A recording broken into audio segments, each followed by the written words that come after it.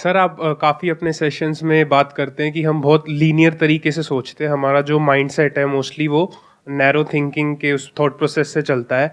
तो मैं ये पूछना चाहता हूँ कि वो कैसे हम अपने जो माइंडसेट को ऐसे कि वो सारे एस्पेक्ट्स देख सके, ऐसे सोचें, और मतलब वो है क्या ब्रॉड माइंडसेट जो सब चीज़ें देख के फिर सिचुएशंस को हैंडल कर पाए। ये क्वेश्चन इंटरेस्टिंग है जो आपने पूछा है कि ऐसा कैसे हो कि हमारी जो थिंकिंग है, जिसको मैं कहता हूं नैरो, पहले तो ये समझना पड़ेगा नैरो थिंकिंग होती क्या है, फिर आप समझ सकते हो कि हर एंगल से सोचने का मतलब क्या है। हम सबकी थिंकिंग का एक सेंटर पॉइंट होता है, दैट इज दी सेल्फ।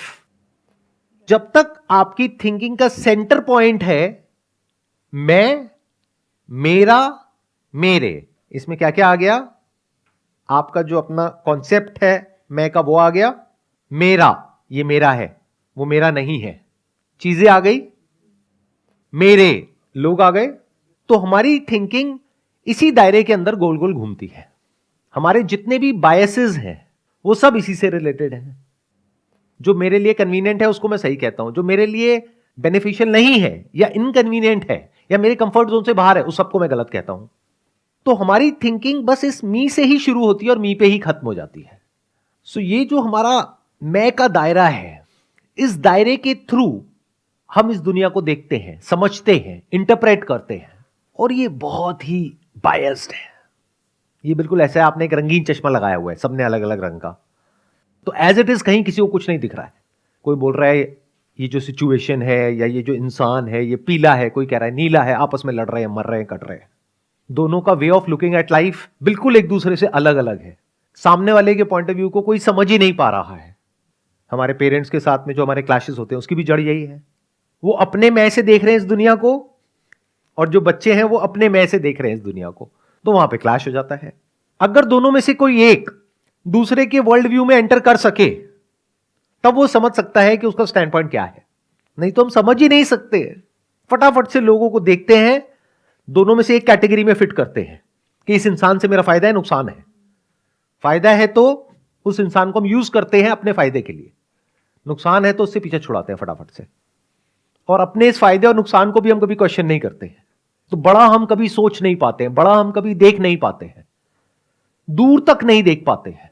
दुनिया में जो एक्चुअल में हो रहा होता है उसको हम नहीं देख पाते हैं। जैसे एआई में इस वक्त कुछ इतना बड़ा हो रहा है जिसकी कोई हद नहीं है, लेकिन इंडिया में 99.99% लोगों को उसके बारे में कुछ भी नहीं पता है। They have got no clue of what is coming. मेरे जो सेशंस अपलोड हुए हैं एआई से रिलेटेड, वहां पे जाकर के कमेंट्स देखो, लोगों को मजाक लग रहा है। तो हो रहा है कुछ बहुत बड़े लेवल पर। जो सिलिकॉन वैली में स्टार्टअप्स हैं एआई बेस्ड, उनको फंडिंग मिल रही है, एक के बाद एक कंपनीज आ रही हैं, एक के बाद एक प्रोडक्ट्स आ रहे हैं। जैसे पहले एक प्रोडक्ट डेवलप होता था और लॉन्च होता था, कुछ साल बाद फिर उसमें से कुछ चलते थे, कुछ नहीं चलते थे। आज कुछ दिनों में लोग लॉन्च कर पा रहे हैं, क्योंकि जो बेसिक इंफ्रा चाहिए होता है मशीन लर्निंग के लिए वो सब रेडी है। उसके ऊपर आप कुछ भी बिल्ड कर दो। एक ने चैट जीपीटी निकाला, एक ने उसी का ऑटो जीपीटी निकाल दिया। तो ये सब क्या है हमें पता ही नहीं है। क्यों? क्योंकि हम अपनी प्रॉब्लम्स में बिजी हैं। तो हम समझ ही नहीं पा रहे कि 2 साल बाद, 5 साल बाद, 10 साल बाद क्या होने वाला है। प्लस आप लोग अगर ध्यान से अपने बिहेवियर को ऑब्जर्व करोगे तो वहां पर आपको बहुत सारे कॉन्ट्रडिक्शंस नजर आएंगे। वो तब देख सकते हो जब इस मैं से आप फ्री हो जाओ। मैं से फ्री होने का तरीका है इस मैं को क्वेश्चन करना पड़ेगा, और कोई तरीका नहीं है। तब आप उसके झूठ को देख सकते हो। बिल्कुल जैसे कि एक भूत होता है, आप में और एक भूत में ज्यादा फर्क नहीं है। मैं आपके लुक्स के ऊपर टॉन्ट नहीं मार रहा हूं। मैं कह रहा हूं कि मतलब अंदर से आप जिसको मैं बोलते हो, उस मैं में एट अ साइकोलॉजिकल लेवल और एक भूत में कोई फर्क नहीं है। दोनों को क्वेश्चन करो, गायब। और हो सकता है आप क्वेश्चन करो और सिंसियरली करो और फिर उस मैं के झूठ को देख लेते हो। अब आप बैठ करके तसल्ली से इस दुनिया को जैसी है वैसे देख सकते हो, खुद को जैसे हो वैसे देख सकते हो। फालतू की बातें नहीं करोगे फिर। ये जो पूरी दुनिया में होती है, जो भी बातें आप सुबह से रात तक सुनते हो या करते हो, उन सबको क्वेश्चन किया जा सकता है। आपके पैरों के नीचे से जमीन निकल जाएगी। क्या बोल रहे हो सर, हमने तो बुक्स में कुछ और ही पढ़ा है। जो बुक्स में होता है और जो रियलिटी में होता है उसमें जमीन आसमान का फर्क होता है। बट उसको देखने के लिए you have to be free from this concept of self. तब कह सकते हैं कि आपकी विजन बड़ी है, तब आप देख पा रहे हो जो सच है उसको एज इट इज, बिना किसी फिल्टर के, बिना किसी लेयर के। उसमें से 99% बातें आप कह नहीं सकते लोगों को, लोग बर्दाश्त नहीं कर पाएंगे। लोग झूठ में ही जीते हैं और वहीं पे खुश है।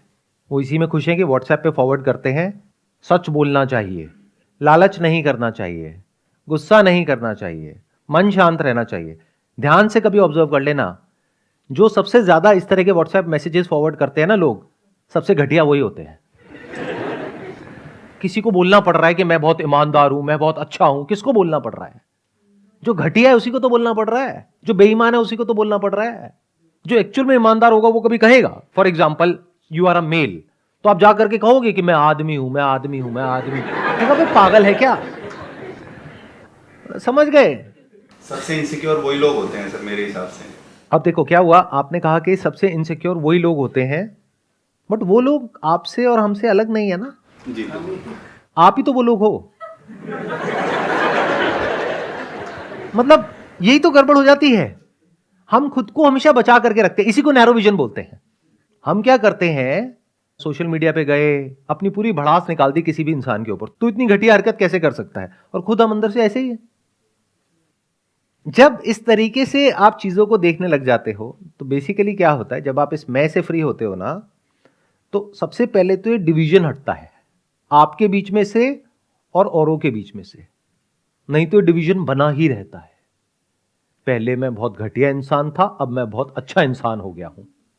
अच्छा, सच में आपके अंदर जो चलता है ना सुबह से रात तक आपकी ब्रेन के अंदर, अगर वो टेलीविजन के ऊपर टेलीकास्ट कर दिया जाए ना, अगले दिन किसी को मुंह दिखाने के लायक नहीं रहोगे। लेकिन मैं तो बहुत अच्छा इंसान हूं।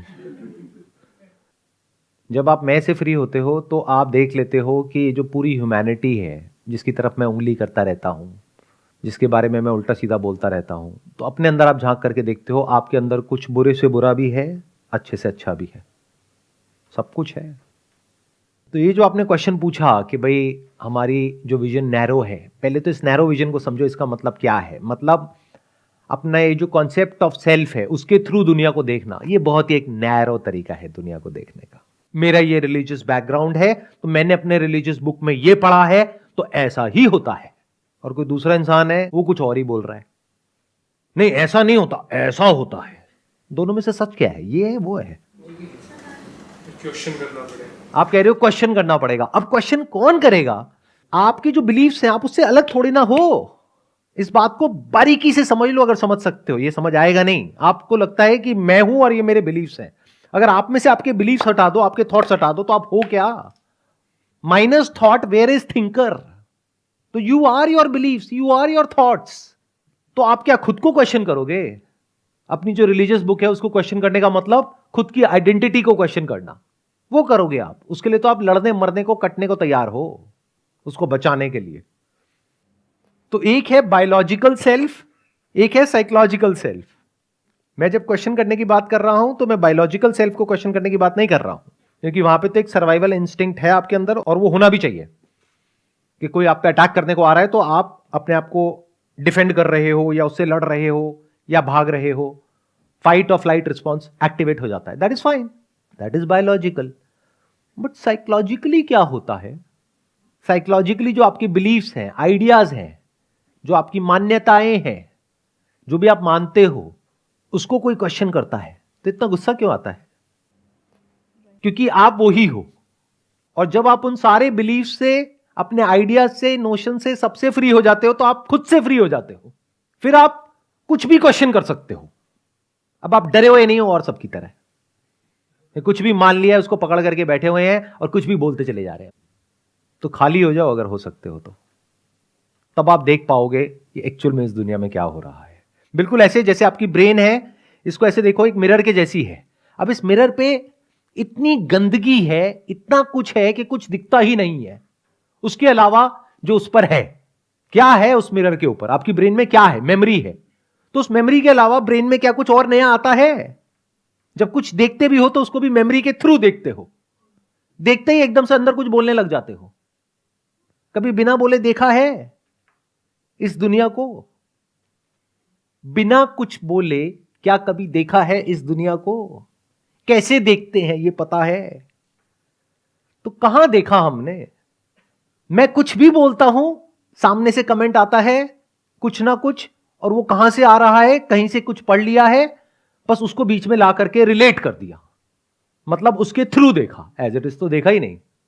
फॉर एग्जाम्पल मैं रीबर्थ से रिलेटेड कुछ बोल रहा हूं, तो फटाफट से क्या किया, अपने माइंड में जाकर के ढूंढा कि क्या मेमोरी पड़ी हुई है, कहां क्या पढ़ा है, क्या सुना है अपने घर वालों से, और क्या आपके बिलीव्स हैं, उसके थ्रू समझने लग गए।